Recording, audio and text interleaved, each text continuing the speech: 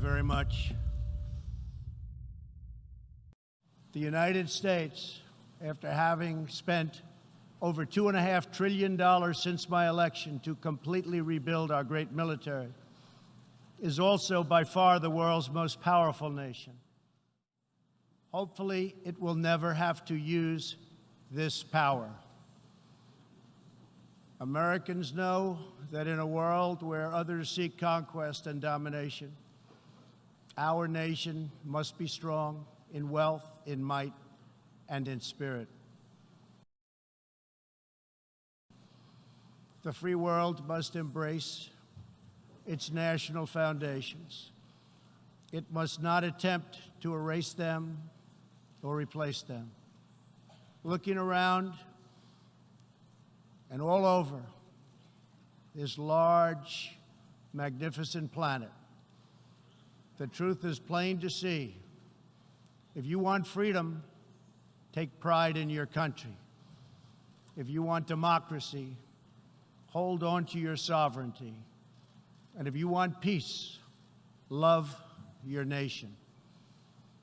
Wise leaders always put the good of their own people and their own country first. The future does not belong to globalists. The future belongs to patriots. The future belongs to sovereign and independent nations who protect their citizens, respect their neighbors, and honor the differences that make each country special and unique.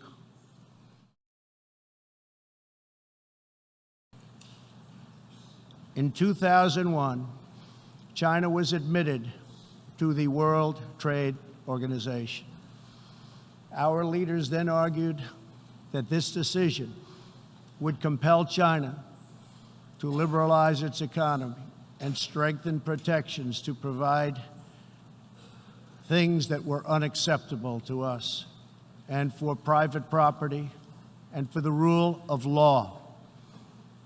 2 decades later, this theory has been tested and proven completely wrong.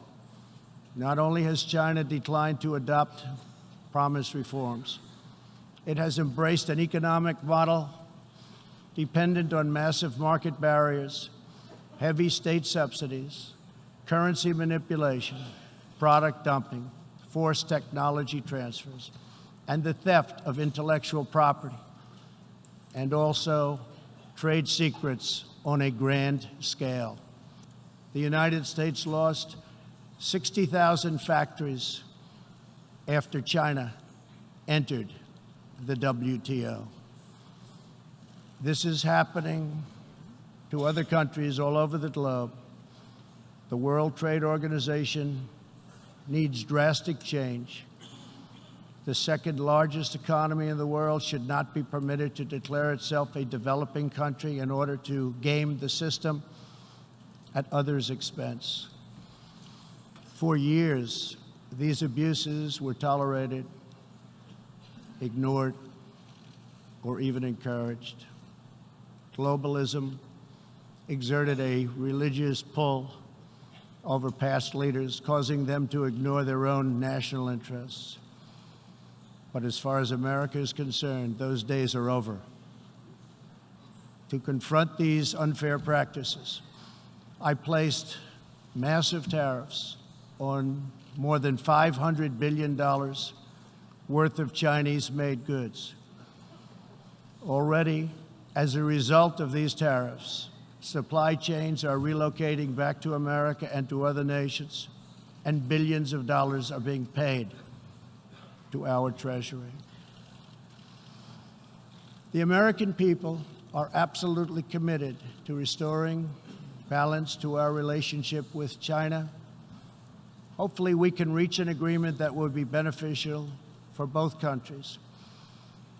But as I have made very clear, I will not accept a bad deal for the American people. The world fully expects that the Chinese government will honor its binding treaty made with the British and registered with the United Nations, in which China commits to protect Hong Kong's freedom, legal system, and democratic ways of life. How China chooses to handle the situation will say a great deal about its role in the world in the future. The United States does not seek conflict with any other nation. We desire peace, cooperation, and mutual gain with all. But I will never fail to defend America's interests.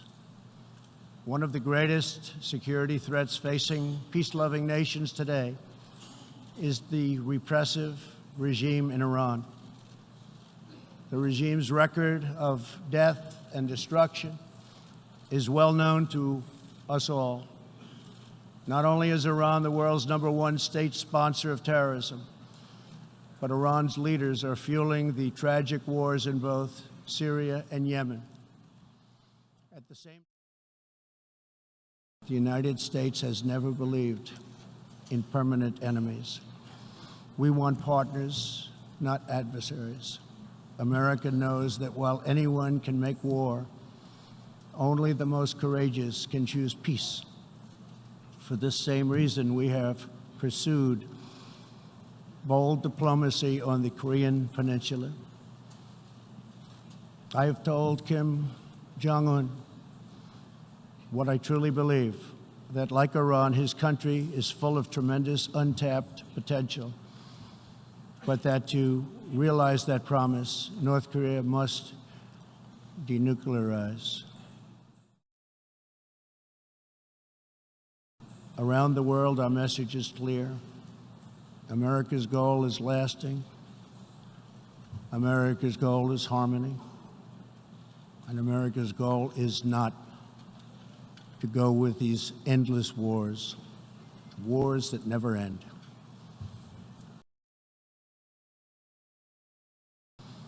To anyone conducting crossings of our border illegally, please hear these words. Do not pay the smugglers. Do not pay the coyotes. Do not put yourself in danger. Do not put your children in danger, because if you make it here, you will not be allowed in. You will be promptly returned home. You will not be released into our country. As long as I am President of the United States, we will enforce our laws and protect our borders. For all of the countries of the Western Hemisphere, our goal is to help people invest in the bright futures of their own nation. Our region is full of such incredible promise, dreams waiting to be built, and national destinies for all. And they are waiting also to be pursued. We want every nation in our region to flourish and its people to thrive in freedom and peace. In that mission, we are also committed to supporting those people in the Western Hemisphere who live under brutal oppression, such as those in Cuba, Nicaragua, and Venezuela.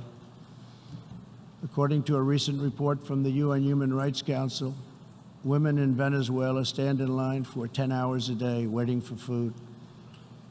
Over 15,000 people have been detained as political prisoners. Modern-day death squads are carrying out thousands of extrajudicial killings. The dictator Maduro is a Cuban puppet protected by Cuban bodyguards, hiding from his own people, while Cuba plunders Venezuela's oil wealth to sustain its own corrupt communist rule. Since I last spoke in this hall, the United States and our partners have built a historic coalition of 55 countries that recognize the legitimate government of Venezuela. To the Venezuelans trapped in this nightmare, please know that all of America is united behind you. The United States has vast quantities of humanitarian aid ready and waiting to be delivered.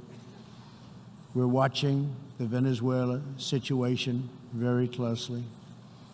We await the day when democracy will be restored when Venezuela will be free and when liberty will prevail throughout this hemisphere.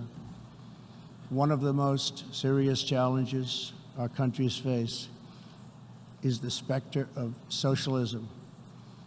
It's the wrecker of nations and destroyer of societies. Events in Venezuela remind us all that socialism and communism are not about justice. They are not about equality.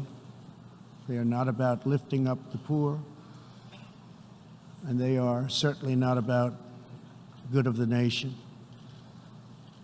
Socialism and communism are about one thing only: power for the ruling class.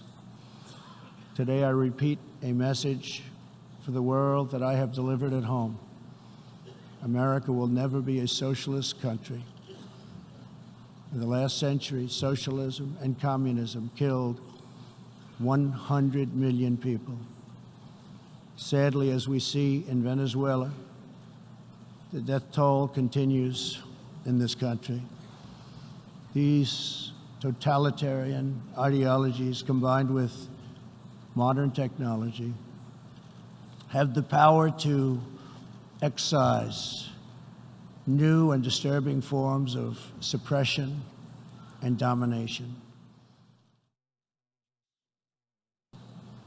This fundamental right is under growing threat around the world.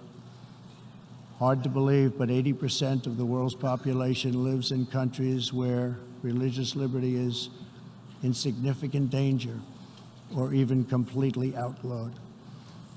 Americans will never fire or tire in our effort to defend and promote freedom of worship and religion. We want and support religious liberty for all. Americans will also never tire of defending innocent life. We are aware that many United Nations projects have attempted to assert a global right to taxpayer-funded abortion on demand, right up until the moment of delivery. Global bureaucrats have absolutely no business attacking the sovereignty of nations that wish to protect innocent life. Like many nations here today, we in America believe that every child, born and unborn, is a sacred gift from God.